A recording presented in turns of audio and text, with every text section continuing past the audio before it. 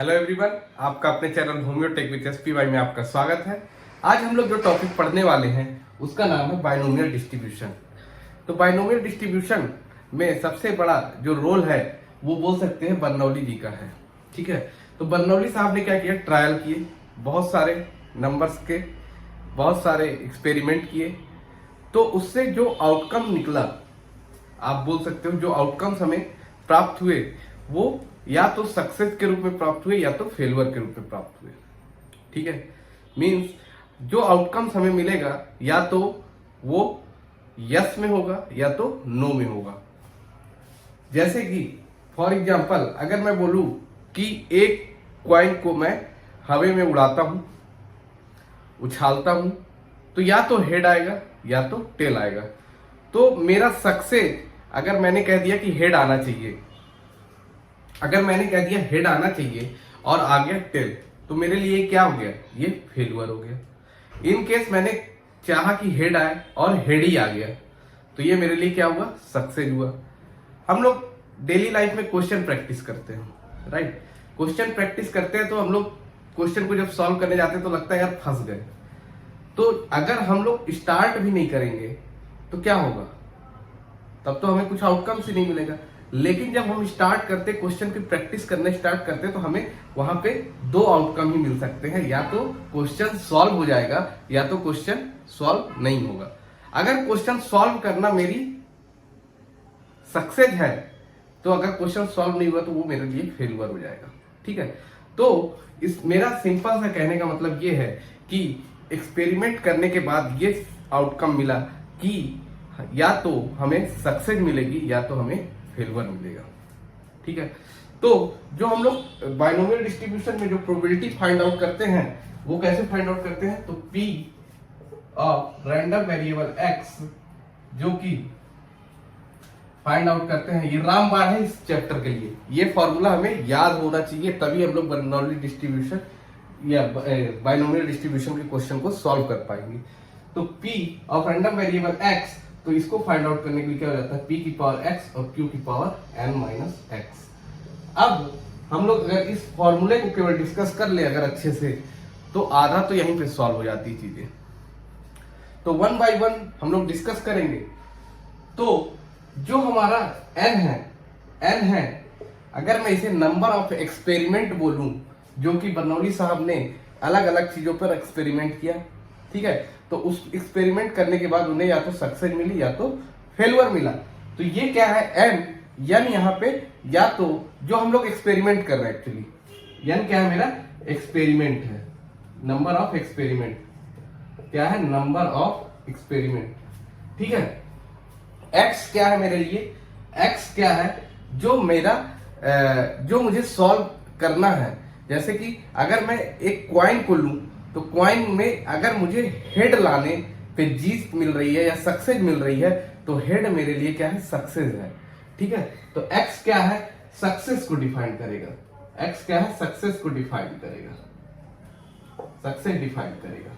ठीक है, जो मुझे सॉल्व करना है एक्चुअली। ठीक है, LCX हो गया। ठीक है, अभी इस टर्म को भी डिस्कस करेंगे, इस पूरे टर्म को कैसे सॉल्व करते हैं, लेकिन उससे पहले ये जो फॉर्मूले में टर्म है उसको पहले डिस्कस कर ले रहे हैं। P क्या है, प्रोबेबिलिटी ऑफ सक्सेस।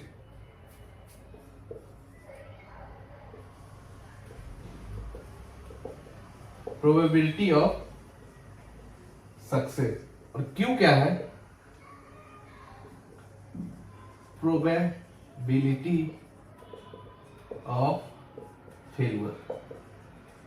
ठीक है, N, X, P और Q हमने ये चीजें डिस्कस कर ली कि इसके क्या क्या मीनिंग्स हैं। देन इसके बाद हम लोग आते हैं कि NCX को कैसे सॉल्व करेंगे। तो आप लोगों ने परमुटेशन एंड कॉम्बिनेशन में पढ़ा होगा NCR, तो इसको कैसे लिखते हैं, तो जो n है उसको हम लोग फैक्टोरियल n लिखते हैं और अपॉन में ये दोनों का माइनस लिखते हैं और अकेले में इसका फैक्टोरियल लिखते हैं। ठीक है, तो ये भी आपको पता होना चाहिए। NCR इक्वल टू क्या होता है, factorial n upon n minus r into factorial r। Then अगर एग्जाम्पल बात करें कि फैक्टोरियल n कैसे फाइंड आउट करते हैं, तो मान लो कोई हमसे बोल दे कि फैक्टोरियल 5 की वैल्यू क्या होगी, फैक्टोरियल 5 की वैल्यू क्या होगी, तो हमें निकालना तो आना चाहिए। तो हम लोग कैसे निकालेंगे, फैक्टोरियल 5 को 5 से हम लोग मतलब 1 की ओर आएंगे और सबको मल्टीप्लाई कर देंगे, 5 इंटू 4 इंटू 3 इंटू 2 इंटू 1, ठीक है, 1 तक गए।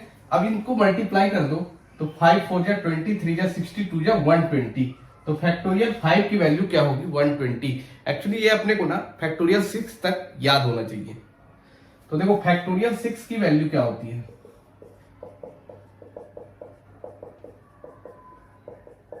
अगर 120 याद होता तो हम लोग इसको 6 से मल्टीप्लाई कर देंगे तो क्या हो जाएगा, 12 6 जा 72, तो ये हो जाएगा 720।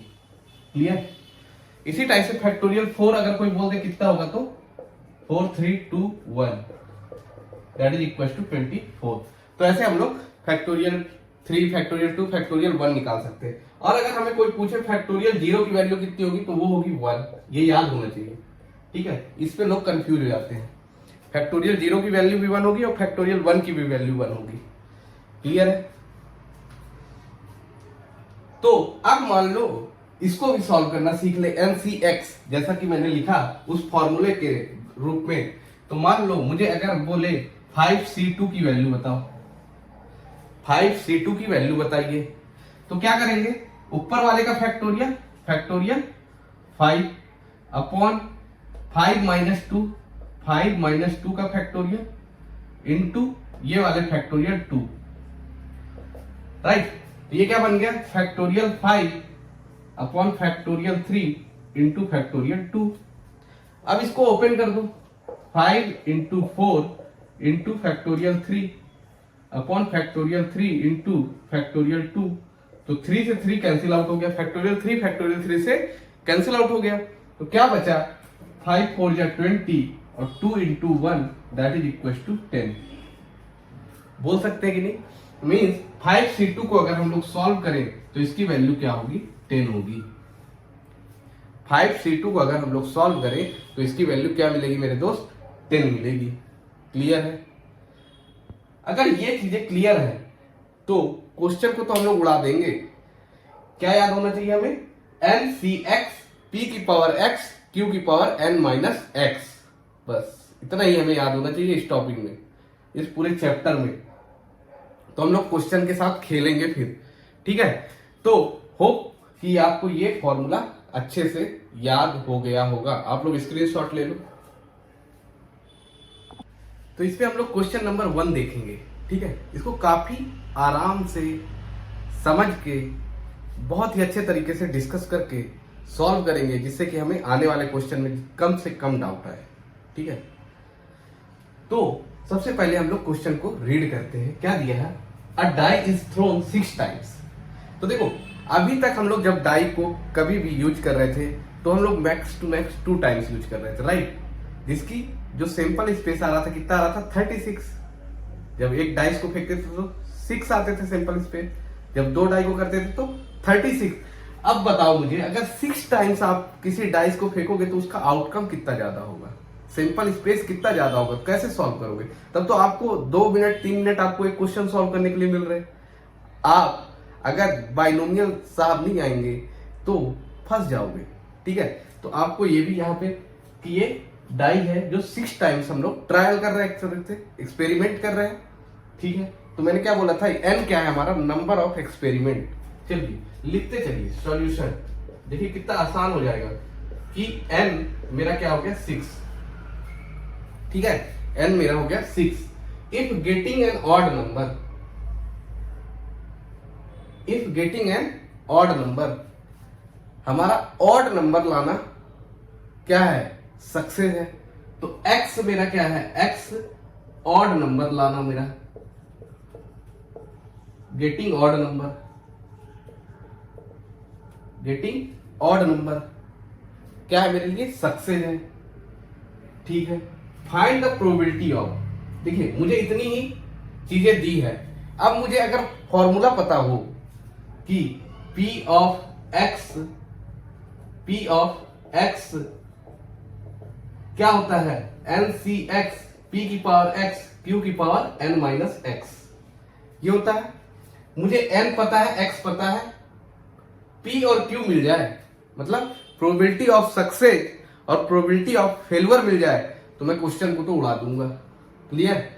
तो हम लोग इसको फाइंड आउट करने की कोशिश करते हैं, प्रोबेबिलिटी ऑफ सक्सेस पी। तो पी कैसे निकालेंगे? देखो एक डाई है, एक डाइस है, तो उस पे क्या क्या नंबर आएगा? 1 2 3 4 5 6, यही 6 पॉसिबिलिटी है डाइस में। बोला if getting an odd number, odd number की बात कर रहा, तो कौन कौन से ऑड नंबर है? 1 3 5, ये ऑड नंबर हो गए। कितने हो गए टोटल? टोटल 3 हो गए, टोटल 3 ऑड नंबर हो गए। कितने में से? टोटल 6 में से 3 ऑड नंबर हो गए। तो probability of success odd number मिलने की कितनी हो जाएगी? 3/6 दैट इज इक्वल टू 1/2। यहां पे किसी को डाउट है? टोटल सैंपल स्पेस हो गए 6, उसमें से 3 है ऑड नंबर, और ऑड नंबर पाना मेरे लिए क्या है? सक्सेस है। तो P की वैल्यू हो जाएगी 1/2। अब यहां से Q क्या हो जाएगा मेरे दोस्त? Q क्या हो जाएगा? अब जो उसके बाद बचा वो भी तो 3/6 ही है, तो क्या हो जाएगा? 1/2। हालांकि देखो इसको और एक मैंने बताया नहीं आपको कि P प्लस Q मतलब success plus failure equal to 1 होता है। P plus Q equal to 1। अगर P की वैल्यू 1/2 है तो Q की वैल्यू क्या हो जाएगी? 1/2 प्लस Q इक्वल टू 1, तो Q इक्वल टू क्या हो जाएगा? 1 माइनस 1/2, तो Q इक्वल टू 1/2। यहां से भी निकाल सकते थे। क्लियर? तो P plus Q equal to होता है 1। ये बात भी आपको ध्यान में रखना है। अब जैसे ही हमें P और Q मिल गया, N मिल गया, X मिल गया, X हम आदमी है, ये देखो 5 सक्सेस है, X की वैल्यू अलग अलग दी हुई है। लेकिन इस क्वेश्चन को पढ़ने के बाद हमें समझ में आया कि X गेट मतलब हमको ऑड नंबर मिलना ही हमारे लिए सक्सेस का काम है। क्लियर? तो P Q N और X आपको मिल गया। क्लियर? अब क्या करोगे? N C X P की पावर X Q की पावर N माइनस X, ये चीज तो क्लियर हो गई। अब हम लोग इसको रिप्रेजेंट कैसे करेंगे? तो इसको हम लोग रिप्रेजेंट करेंगे कि binomial distribution follows N, P। ये हमको हर क्वेश्चन में लिखना है कि बाइनोमियल डिस्ट्रीब्यूशन किसको फॉलो कर रहा है? N, P को। ठीक है? जो तो ये हो गया हमारा N, P को ये फॉलो कर रहा है। तो B N क्या है हमारे लिए? 6 है, और P कितना है हमारे लिए? 1/2। ऐसा हमको लिखना है।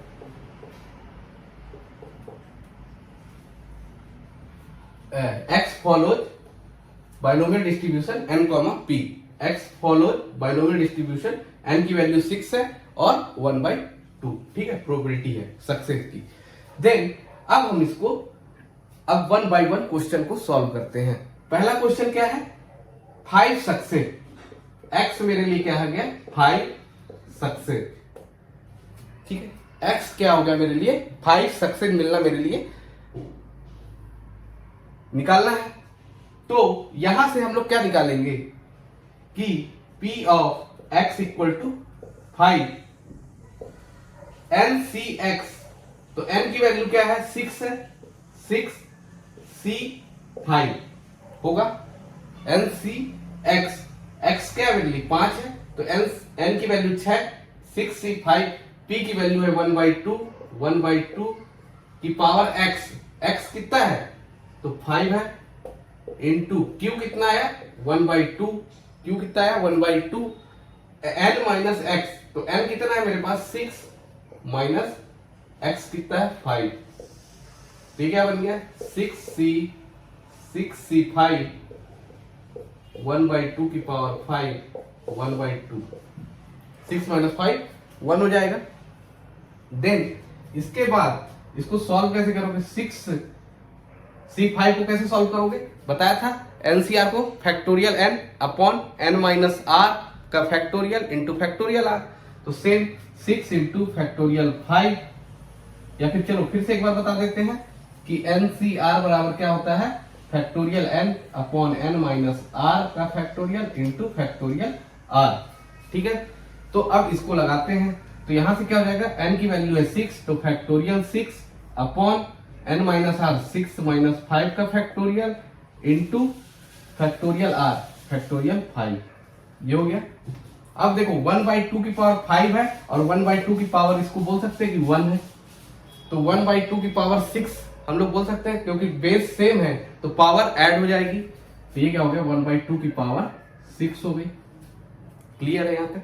अब इसके बाद क्या करेंगे, इसको ओपन करो, 6 इंटू फैक्टोरियल 5, क्योंकि मुझे दिख रहा है यहाँ पे बेस में क्या है, फैक्टोरियल 5 है, तो फैक्टोरियल 5 से फैक्टोरियल 5 कैंसिल आउट हो जाएगा, और 6 माइनस 5 होता है 1, और ये फैक्टोरियल 5 है, तो यहां से ये कैंसिल आउट हो गया, तो 6c5 क्या हो गया, 6 हो गया, इंटू 1/2 की पावर 6।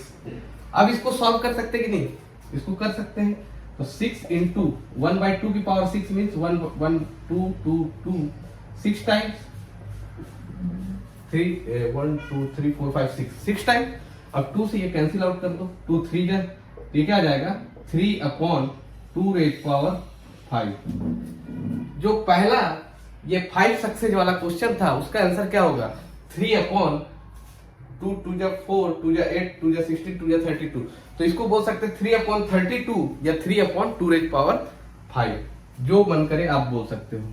ठीक है, 3/32 भी बोल सकते हैं इसको, 3/32 भी बोल सकते हैं और 3 अपॉन 2 रेज पावर 5 भी बोल सकते हैं। तो होप सो कि आपको पहले का पहला चीज क्वेश्चन समझ में आया होगा। स्क्रीनशॉट ले लीजिए। अब सेकंड क्या है हमारा, सेकंड इसी में है कि एटलीस्ट 5 सक्सेस। तो देखो इसको समझने से पहले एटलीस्ट 5 सक्सेस, देखो यहाँ पे 2 वर्ड है, दोनों दूसरा तीसरा दोनों को समझो। एटलीस्ट है, यहाँ पे एटमोस्ट है, वर्ड का बहुत बड़ा खेल है। एटलीस्ट मतलब होता है कम से कम, कम से कम। अगर आप किसी से पैसे मांग रहे हो, ठीक है, तो आप बोलोगे कि मिनिमम इतना तो चाहिए ही चाहिए भाई, इससे ज्यादा तू जितना उधारी दे सकता है दे दे, है ना। अगर देने की बात आएगी तो आप बोलोगे मैक्स टू मैक्स मैं इतना ही दे सकता हूँ यार तेरे को, इससे ज्यादा नहीं दे पाऊंगा। बात समझ रहे हैं। तो जब आप किसी से मांगते हो तो बोलते हैं यार कम से कम इतना दे दे यार प्लीज, एटलीस्ट 5 रुपए दे दे, एटलीस्ट 5 रुपए दे दे, 500 दे दे, 5000 दे दे, 5 लाख दे दे, जो मन करता है आप बोल दोगे। और जब देने की बारी आएगी आपकी तो यार कम से कम एटमोस्ट ज्यादा से ज्यादा यार मैं तेरे को 10 रुपए दे सकता हूँ, ज्यादा से ज्यादा तेरे को 100 रुपए दे सकता हूँ, ज्यादा से ज्यादा 500 दे सकता हूँ। तो दोस्तों की इसमें क्या आदत होती है, पता है उसके कि इसके पास पैसा है। अगर उसको 2000 की जरूरत है तो आपसे 5000 मांगेगा, उसको पता है कि आप कटौती तो करोगे ही करोगे। तो देखो ये वर्ड उससे अगर इंटर रिलेट करके चलोगे तो आपको काफी आसान हो जाएगी चीजें। एटलीस्ट मीन्स जब आप किसी से मांग रहे हो तो भाई कम से कम इतना दे दे, ज्यादा जितना दे सकता है दे देना, कोई दिक्कत नहीं है, सब हजम कर जाएंगे। एटमोस्ट देने की बात आ गई तो बोलो कि यार ज्यादा से ज्यादा मैं आपको 5 दे सकता हूँ, इससे ज्यादा मेरी कैपेबिलिटी के बाहर है। तो यहां पे है जो क्वेश्चन एटलीस्ट 5 सक्सेस मींस हमको मिल कितना सकता है, 6 ही है ना पॉसिबिलिटी। तो एटलीस्ट 5 मतलब कम से कम 5 होना चाहिए, 6 हो जाए तो कोई दिक्कत नहीं है। तो हम लोग बोल सकते हैं इसको ऐसे कि x greater than equal to 5 पूछ रहा है हमसे। P ऑफ जो कैपिटल X है, P ऑफ कैपिटल X है, वो मुझसे पूछ रहा है x greater than equal to 5। बोलो कैसे, कम से कम 5, कम से कम 5 का means x greater than equal to 5 को अगर मैं तोड़ दूं तो क्या हो जाएगा, x इक्वल टू 5 और x ग्रेटर देन 5 मीन्स 6 7 8 जो भी है ना। ग्रेटर देन 5 का मतलब तो यही होता है।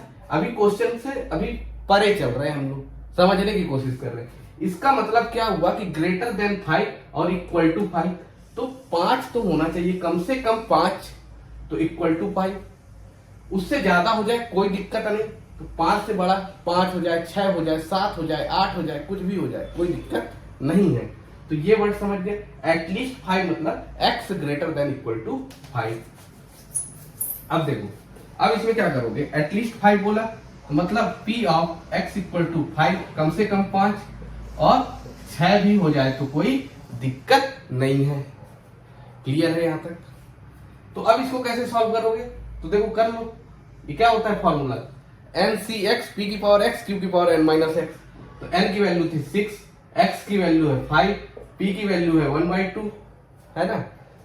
p की पावर x, x कितना है 5, तो q है 1/2, तो ये हो जाएगा 1, 6 minus 5 q n minus x plus ये क्या हो जाएगा 6c 6, x की वैल्यू 6 हो गई ना, सक्सेस 1/2 की पावर कितनी x कितना है 6, q 1/2 की पावर 0। यहां तक आपको क्लियर होगा, क्योंकि 6 माइनस 6 क्या होता है 0 होता है, n माइनस x होता है ना। ये लिखे नहीं लिखे, चलो ठीक है, ये देखो ये फॉर्मूला लगा रहे हैं हम लोग, n x p की पावर x q की पावर n माइनस x। ठीक है, तो अब यहां से हम लोगों ने C6 C5 सॉल्व किए थे, तो 6 आया था ना अभी। फिर उसके बाद ये कितना आया था 1/2 की पावर 6 आई थी, 5 प्लस 1 तो 1/2 की पावर 6, और 6 कितना होगा 1 होगा, क्योंकि सब कैंसिल आउट हो जाएगा ना, तो 1 इंटू, अब देखो 1/2 की पावर 0 है तो 0 मत कर देना मेरे भाई, किसी की भी पावर 0 तो 1 होता है उसकी वैल्यू, किसी भी की पावर 0 क्या होता है 1 होता है। तो ये हो जाएगा 1 इंटू 1/2 की पावर 6, तो ये 1/2 की पावर 6 इसमें से कॉमन ले ले, तो क्या हो जाएगा 6 प्लस 1 1/2 की पावर 6, तो इसको हम लोग बोल सकते हैं 6 प्लस 1 7 अपॉन 2 रेज़ पावर 6। तो ये हो जाएगा इसका फाइनल आंसर, स्क्रीनशॉट ले लीजिए 7/2। इसी में थर्ड नंबर देखेंगे तो क्या लिखा है, एटमोस्ट वर्ड है 5 सक्सेस। ठीक है, एटमोस्ट 5 सक्सेस का मतलब क्या हुआ कि 5 ज्यादा से ज्यादा है, कम हो सकता है, कोई दिक्कत नहीं है। तो इसको ऐसे बोल सकते हैं क्या, x less than equal to 5 बोल सकते हैं या नहीं, कि मतलब ज्यादा से ज्यादा 5 है, इसका मतलब यही हुआ ना, x इक्वल टू 5 ज्यादा से ज्यादा 5 है, लेस देन 5 मतलब x लेस देन 5 का मतलब 5 से छोटा 1 2 3 4, और मैक्स टू मैक्स मेरे पास 5 ही है। और अगर मैं बात करूं और इसको आसान करने को, देखो इसको अब हमको क्या करना पड़ेगा, अगर x less than equal to 5 है तो हमको क्या निकालना पड़ेगा, p of 1 plus p of 2 plus p of 3 plus p of 4 plus p of 5, इतनी सारी चीजें इतना निकालना पड़ेगा, है ना। तो इससे बचने के लिए हमें क्या करना होगा, तो एक चीज बताओ मुझे, जब हमें जो सक्सेस जो हमारा प्रोबेबिलिटी है वो टोटल कितना होता है 1 होता है, मैक्स टू मैक्स 1 हो सकता है, और ये पूरे ओवरऑल को मिला के ही 1 बनेगा ना, मतलब p of 1 plus p of 2 plus p of 3 plus p of 4 plus p of 5 plus p of 6 equal to 1। समझो इस चीज को, मैं क्या बोल रहा हूं कि probability of 1 2 plus 3 plus 4 plus 5 plus 6 किसके बराबर होगा, 1 के बराबर होगा। अब मुझे फाइंड आउट क्या करना है, ये इतना बड़ा फाइंड आउट करना है। तो अगर मैं इसको देखूं तो मेरे माइंड में एक चीज आनी चाहिए कि ये किसके बराबर हो सकता है, 1 माइनस ये p ऑफ 6 को इधर लेके चले जाओ, हो सकता है कि नहीं, समझिएगा। अगर इसका टोटल सम 1 है, टोटल सम 1 है, तो मैं इतना ना निकाल करके इस वाले टर्म को 1 में माइनस कर दूं तो ये वाली वैल्यू आ जाएगी कि नहीं, ये वाली वैल्यू अगर मैं 1 में से p ऑफ 6 निकाल दूं, माइनस कर दूं तो आ जाएगी। तो हम इतना मेहनत क्यों करेंगे यार, 5 बार NCx p की पावर x q की power n minus x NC1 p की पावर 1 q की पावर 5, ऐसा क्यों करेंगे, नहीं करेंगे। हम क्या करेंगे, डायरेक्टली 1 माइनस p ऑफ 6 कर देंगे। ठीक है, तो इसको सॉल्व करेंगे तो कैसे हो जाएगा, p ऑफ 6 मीन 6 x की वैल्यू क्या हो गई 6 हो गई, p की वैल्यू क्या थी 1/2, q की भी वैल्यू क्या थी 1/2, p की पावर होता है x, x क्या है 6 है, और ये क्या है n माइनस एक्स, तो 6 माइनस 6 0, तो ये क्या हो जाएगा 1 माइनस 6 से 6 अभी बताया था 1 होता है 1, और ये 1/2 की पावर 6 हो जाएगा, ये तो 1/2 की पावर 0 1 होगा, अभी मैंने बताया था आपको, ध्यान से देखो, ठीक है। तो ये क्या हो जाएगा 1 माइनस 1/2 की पावर 6, इसको और क्या लिख सकते हो, तो देखो 2 की पावर 6 क्या होता है 2 2 जा 4 2 जा 8 2 जा 16 2 जा 32 2 जा 64, तो ये कितना हो जाएगा 1 माइनस 1/64, तो इसको एलसीएम ले लोगे क्रॉस मल्टीप्लाई, तो 64 माइनस 1/64, तो दैट इज इक्वल टू 63/64 हो जाएगा, ये हो जाएगा इसका फाइनल आंसर, इसका जो एटमोस्ट 5 वाले का आंसर क्या हो जाएगा 63/64। तो होप सो दोस्तों कि पहला क्वेश्चन आपको काफी अच्छे से क्लियर हो गया होगा, स्क्रीनशॉट ले लीजिए। क्वेश्चन नंबर सेकंड देखेंगे दोस्तों, क्या दिया है कि एक पेयर ऑफ डाइस है, मींस अपने पास अब कितने डाइस है 2 डाइस है, ठीक है 2 डाइस है, थ्रो कर रहे हैं 4 टाइम्स, देन क्या बोल रहा है if getting doublet is considered as success. Doublet means देखो पहले डाइस में क्या क्या आ सकता है 1 2 3 4 5 6, और जो दूसरा डाई है वो भी उसका जुड़वा भाई है, तो उसमें भी 1 2 3 4 5 6 ही होगा। अब बोल रहा है कि getting doublet is considered as success, means doublet का मतलब क्या हुआ कि पहले डाइस में भी 1 हूं और दूसरे डाइस में भी क्या हो 1 हूं, क्लियर। क्या बोला सक्सेस क्या है हमारे लिए डबलेट मींस 1 1 2 2 3 3 4 4 5 5 और 6 6, यही हो सकता है 7 7 भी हो जाएगा, क्या नहीं होगा मेरे भाई, डाइस में 6 ही नंबर होते हैं, और डबलेट का मतलब ये हो गया, कितने हो गए टोटल 1 2 3 4 5 6, और टोटल आउटकम की बात करें अगर 2 डाइस है तो कितना होता है 6 इंटू 6 36, एन ऑफ एस याद आ रहा प्रोबेबिलिटी, ठीक है, तो टोटल कितना है 36, और उसमें से जो हमें सक्सेस है क्या है डबलेट की वो क्या है 6 है, तो कितनी होगी प्रोबेबिलिटी मेरे दोस्त सक्सेस की, तो P बराबर 6/36 होगा कि नहीं 1/6 हो जाएगा।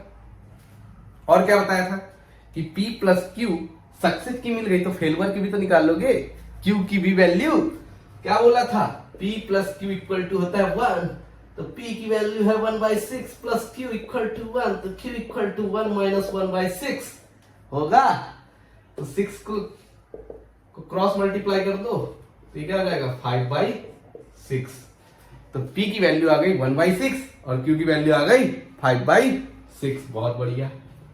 अब हमें क्या चाहिए, अब मुझे याद आना चाहिए यार क्या होता है P ऑफ x, क्या होता है NCx P की पावर x Q की पावर n माइनस x, और ये बहुत बढ़िया याद हो गया, याद हो जाना चाहिए, ठीक है। देन P निकल गया Q निकल गया, n क्या है, अब pair of dice is throne 4 times, experiment कितनी बार किया गया 4 बार किया गया, 4 बार, समझ रहे हो, पेयर ऑफ डाइस को फेंका गया 4 बार, तो n कितने हो गए, n हो गया 4 बार एक्सपेरिमेंट हुआ ना, तो n क्या था experiment number of experiment, P मिल गया Q मिल गया। अब बोल रहा find the probability of 2 success, x भी मिल गया, क्या बोला है x 2 सक्सेस, बहुत बढ़िया, x इक्वल टू 2 हो गया, सक्सेस 2, ठीक है, n मिल गया x मिल गया P मिल गया Q मिल गया, क्वेश्चन हो गया खत्म मेरे भाई। देखो कैसे P ऑफ 2, n की वैल्यू है 4, C x की वैल्यू है 2, P की वैल्यू है 1/6 की पावर x, x कितना है 2, Q की वैल्यू है 5/6, n माइनस x 4 माइनस 2 हो गया। अब देखो 4C2 को सॉल्व कर लो इधर साइड में, तो फैक्टोरियल 4 एक दो बार करवा देता हूं, 4 माइनस 2 तो फैक्टोरियल 2, और ये वाला 2 फैक्टोरियल 2 कितना हो जाएगा 4 into 3 into 2 factorial into factorial 2 into 2 into 1 एक को खोल दिया, एक को नहीं खोला क्योंकि इससे कैंसिल आउट कर दूंगा और इससे इसको कर दूंगा। तो कितना आ गया फैक्ट 4c2 की वैल्यू आ गई, 4c2 की वैल्यू आ गई 2 3 जा 6। तो ये हो गया 6 इंटू 1/6 का स्क्वायर मतलब 1/36 और ये 5 4 माइनस 2 कितना होता है 2, तो 5 का स्क्वायर हो जाएगा 25 और 6 का स्क्वायर हो जाएगा 36 और इस 6 से इस 36 को काट दो तो आ जाएगा 6 और 36 इंटू 6 216। तो ये क्या हो जाएगा 25/216 मिल गया आंसर। ये हो जाएगा आंसर। देख रहे हो कितने आसानी से हो रहा। पहला क्वेश्चन नो डाउट लेंदी था क्योंकि हम उसमें चीजों को समझ रहे थे, लेकिन दूसरे क्वेश्चन को हमने 5 मिनट में उड़ा दिया मेरे दोस्त। अगर आप केवल इसको करोगे तो आपको कितना टाइम लगेगा 2 मिनट, 2 मिनट और उड़ते चलेगा क्वेश्चन। समझ रहे हो? तो ले लो स्क्रीनशॉट। क्वेश्चन नंबर 3 देखो दोस्त, क्या दिया है कि there are 5% defective items in a large bulk of items. ठीक है आइटम बहुत सारा, फिर बोल रहा है उसमें 5% डिफेक्टिव है मेरे दोस्त, 5%। अगर 5% चीज डिफेक्टिव है तो नॉन डिफेक्टिव चीजें कितनी है मेरे पास 95%, 95% बोल सकते कि नहीं। अगर 5% डिफेक्टिव है तो 95% नॉन डिफेक्टिव चीज है मेरे पास। Okay, then what is the probability that a sample of 10 items will include not more than 1 item। एक minute, a sample of 10 items will include not more than 1 defective item। वही तो question पढ़ने में कुछ समझ में गड़बड़ हो रहा था। 1 defective item। तो यहां से हमें क्या दिया, परसेंटेज के फॉर्म में क्या दे दिया, प्रोबेबिलिटी दे दिया डिफेक्टिव होने का। कितना है डिफेक्टिव आइटम का प्रोबेबिलिटी क्या है डिफेक्टिव होने का। और यहां पे भी देखो हमसे डिफेक्टिव पूछा है, मतलब मेरे लिए सक्सेस क्या है डिफेक्टिव आइटम को फाइंड आउट कर लेना। तो 5% अगर डिफेक्टिव है प्रोबेबिलिटी ऑफ सक्सेस तो 5/100 हो जाएगा। 5% परसेंट हटेगा तो क्या आता है 100 आता है। तो ये क्या हो गया 5 से 100 को कैंसिल आउट करोगे तो 20 आएगा, 1/20। ठीक है, अब हमें पता है कि P plus Q equal to होता है 1, तो Q इक्वल टू क्या हो जाएगा, Q इक्वल टू हो जाएगा 1 minus P, that is equal to 1 minus 1/20 means 19/20 हो जाएगा।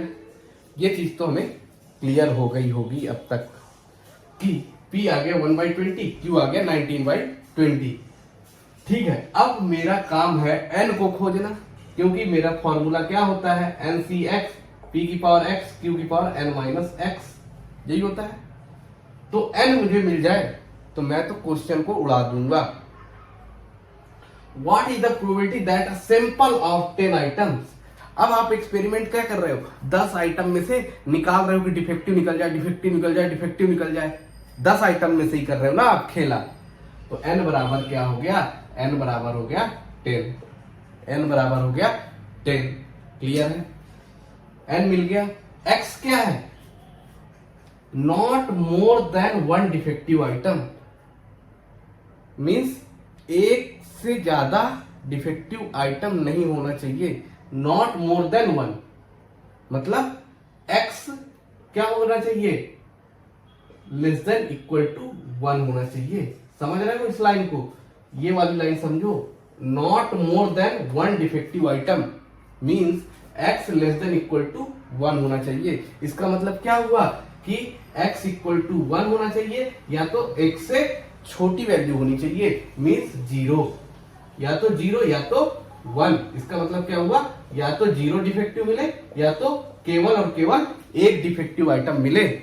इसका मतलब तो समझ में आया ना दोस्त।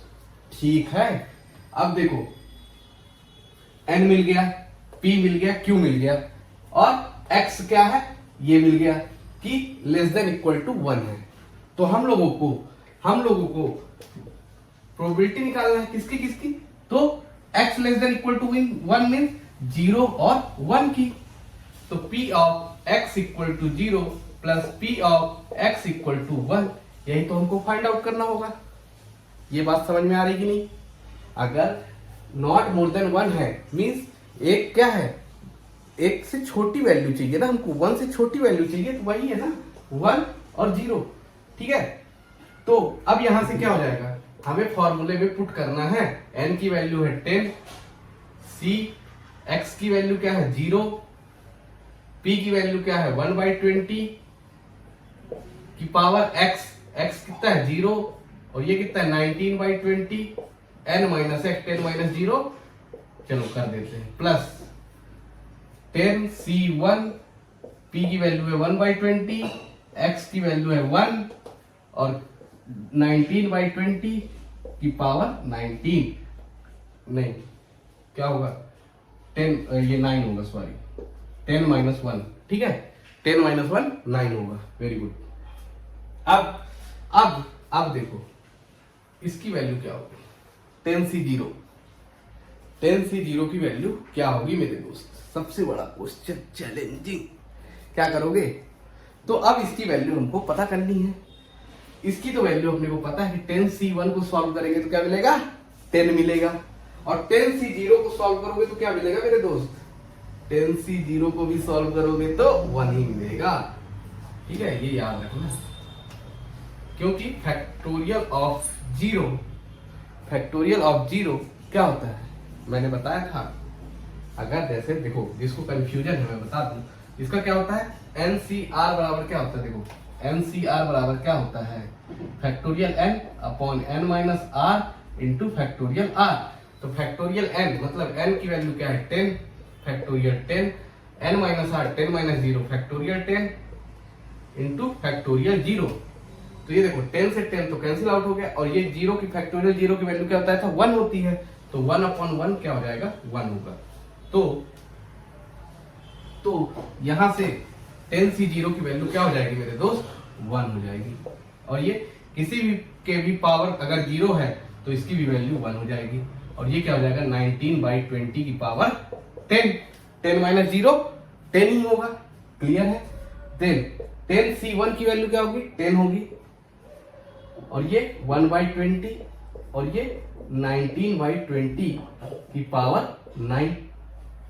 अब देखो, अब मैं 19/20 को कॉमन लेना चाहूं तो ले सकता हूं, लेकिन यहां पे पावर 9 है, यहां पे पावर 10 है, तो छोटी वाली पावर को ही कॉमन ले सकते ना।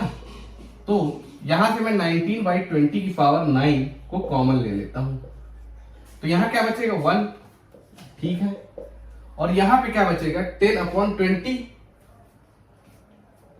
नहीं 9 लिए ना, तो 19/20 बचेगा ना मेरे दोस्त, कैसे कर रहे हो यार 19/20, क्योंकि पावर क्या है 10, यहाँ पे बाहर हमने लिया 9, तो एक पावर बचेगी तो 10।